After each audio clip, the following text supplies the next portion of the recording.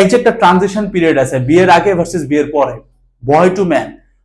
আমি জানি না if I am a properly grown up man yet, but যেদিন থেকে আমার কাঁধে দায়িত্বগুলো নেওয়া শুরু করছে, আমি খালি বউকে নিয়ে বলতেছি, আমার বাপ মা থেকে শুরু করে আমার ইচ এন্ড এভরি ফ্যামিলি। তুমি অনেকে দেখবো আমি চাংখার পুলে সেম টি শার্ট ঘুরা বেড়াইছি, এরকম কমেন্ট আমি পাইছি যে অনেকখানে ভাই আপনারা সেম ড্রেস আপে দেখছি। ভাই তুমি জানো আমার বাপের একটা শার্টের দাম কত, আমার মায়ের একটা বোরকার দাম কত, আমার ওয়াইফের একটা হেজাবের দাম কত ভাই। তবে আমি এটা মানে গর্ব অহংকার নিয়ে বলতে পারি, আমার বয়সে একটা ছেলে যে দামের শার্ট প্যান্ট পরে, আমার মার একটা সিঙ্গেল বোরকার দাম তার 5টা শার্টের সমান।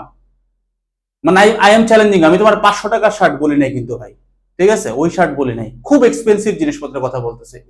আমি আমার ফ্যামিলিকে এই জায়গায় রাখি। আর রিয়েল ম্যান সে না খায় তার ফ্যামিলিকে উঠাবে। আমি চাই না এই ভিডিওটা আমার বাপ দেখে খুব কষ্ট পাবে, কারণ আমি এই গল্পগুলো কোনোদিন তাকে বলি নাই।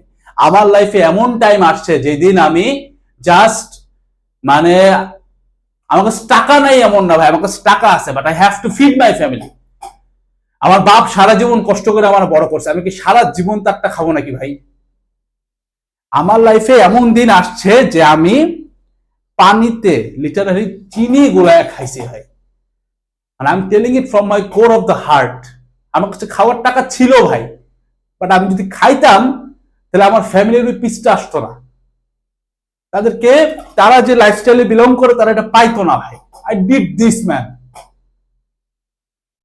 একটা রিয়েল ম্যান ভাই দে ক্যান লিটারালি লাইক নিজেকে শেষ করে দিতে পারে ভাই। আমার একটা স্যান্ডেলের দাম 100 টাকা, আমার বাপের একটা জুতার দাম ভাই 5,000 থেকে শুরু হয়, আমার মায়ের একটা জুতার দাম 5,000 থেকে শুরু হয়।